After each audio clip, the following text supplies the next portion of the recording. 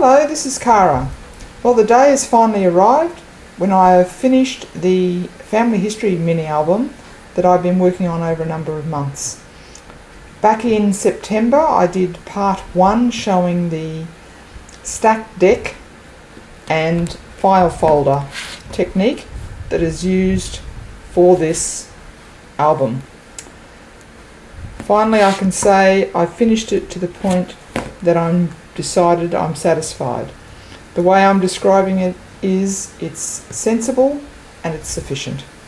It doesn't have lots of dingle dangles, it's quite plain and simple, but it does the job of showing the story of one of the families in my family tree. So what I'll do first, I think, is just do a flip through without opening up things and drawing things out. Just take you through what the album ended up looking like. So the cover made from craft text. So I'll just turn through each of the pages and show you just the overall look and the effect that I got on each of the pages.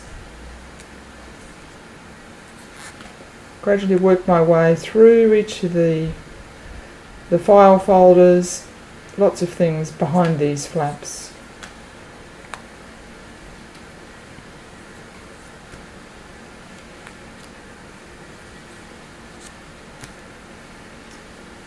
Quite a few different papers. I'll go through and identify those. So there you go. It's quite chunky, nice heavy feel to it. I was going to weigh it actually. Nice heavy feel, nice and chunky. Okay, so now I'll take you through a step by step, slow and steady. First up, the cover, done out of that beautiful, that wonderful versatile material, craft text, which has come out.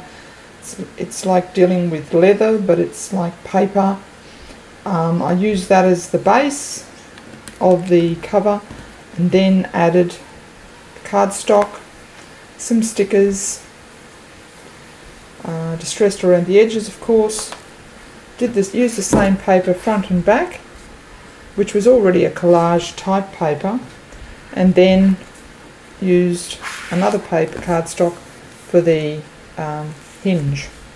As you can see, it's nice and chunked up. I probably can't fit much more into this. So that was the cover. It came up beautifully. I used some decoupage glue to do the finish, so it feels really robust, and this whole album feels really robust. So the stack deck technique really worked on this particular album. Okay, so basically the album goes from those who first arrived here in Australia and shows my great grandmother, and I've got pockets, I've got a butterfly theme going through. This particular one I actually maintain the family history on our ancestry.com, so what I've done is printed out the life story and put that just on some plain cardstock. That's really the beginning of the story for the family in Australia. And that was that first inside the front cover.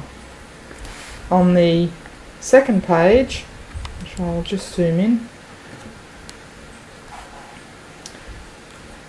a little bit more, and here's the first of the file folders. What I did was add in little bits and pieces that applied to the person who was illustrated on the front. So this one is basically just a little envelope. I had a map there of the world and showed there the route that they took coming out to Australia when they left London in 1854, and I've put in here just a photocopy, a printout from the passenger list, which shows the ship and the passengers that they came out with, and I've just tucked that in behind Jemima's page. Each of the file folders I've put a little tab that relates to it. This one has her date of birth on it. So flipping over, This next page is one of her sons, and inside here a newspaper article, put it on cardstock,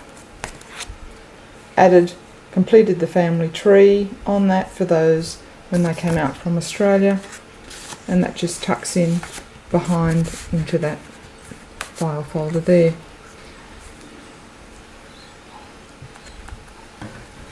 Photos, of course, are a big part of this particular album.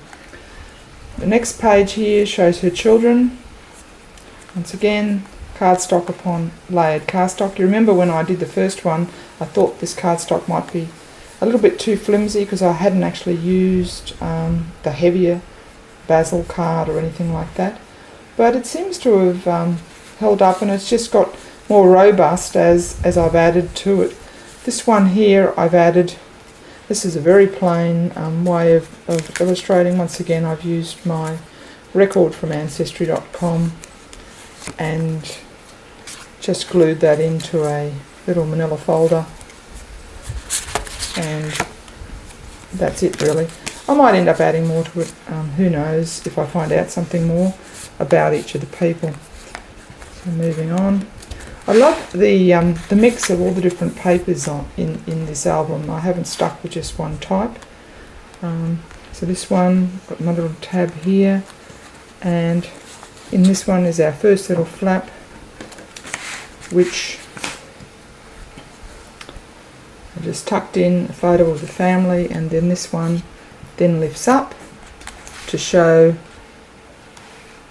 more photos taken of the family and some little notes about who's in the photo, and that just folds back in there. I did think about putting a magnetic tape on that, but probably a bit too late when I thought about that. This in behind here then I then have sort of a little fact sheet about one of them. Another one. So I wanted this to be, an album that also had like all the facts, basic facts of the family. Moving on to the next one, the Forget Me Not page. It was very floral. There were 5 girls in this family, so floral is good.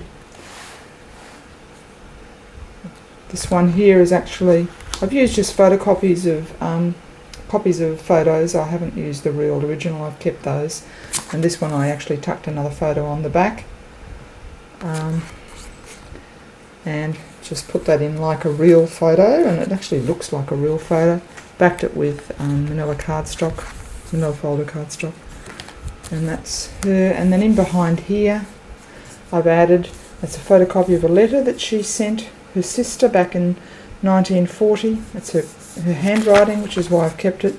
And then inside here I've then just tucked her history. I've just folded that one up and tucked that inside the envelope. So each one I've done sort of slightly different things where I had something to add.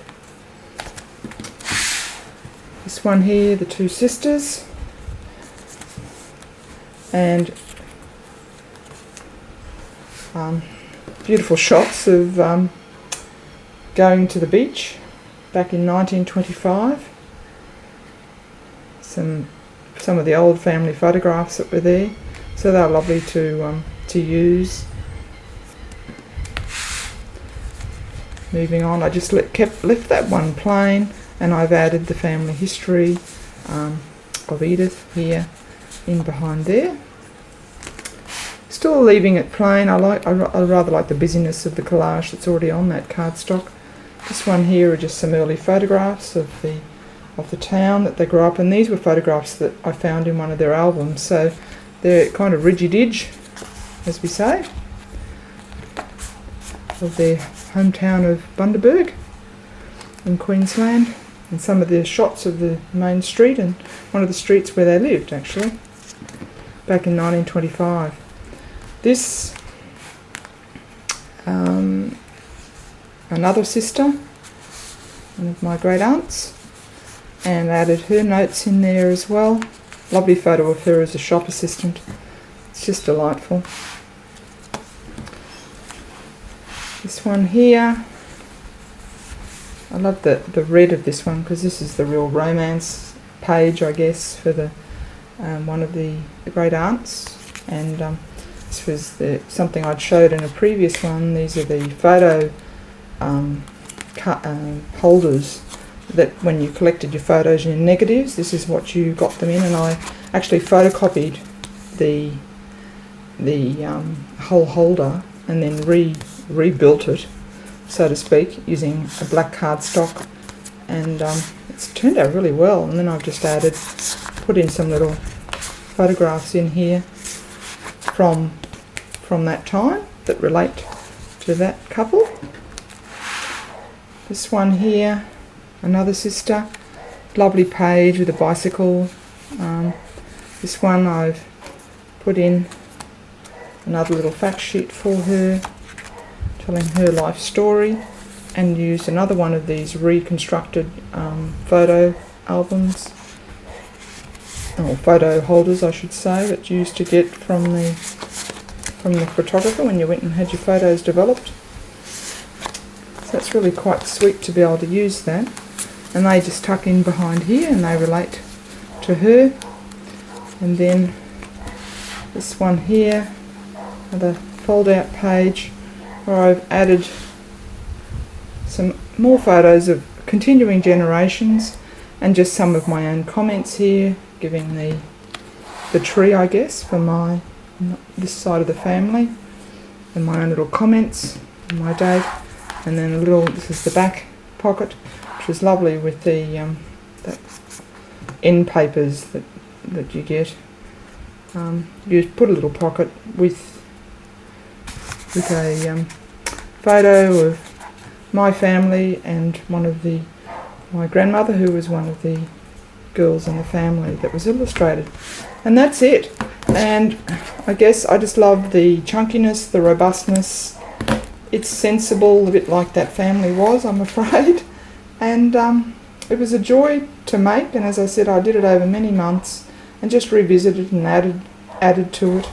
So I'm really quite thrilled of how it's turned out. So if you're wanting to document your family history, just using some of the photos that you do have, I didn't have a lot of photos for this particular family, but what I've used, particularly the older photos, I've reused those. And on the way, I've updated all my family history on that particular family tree.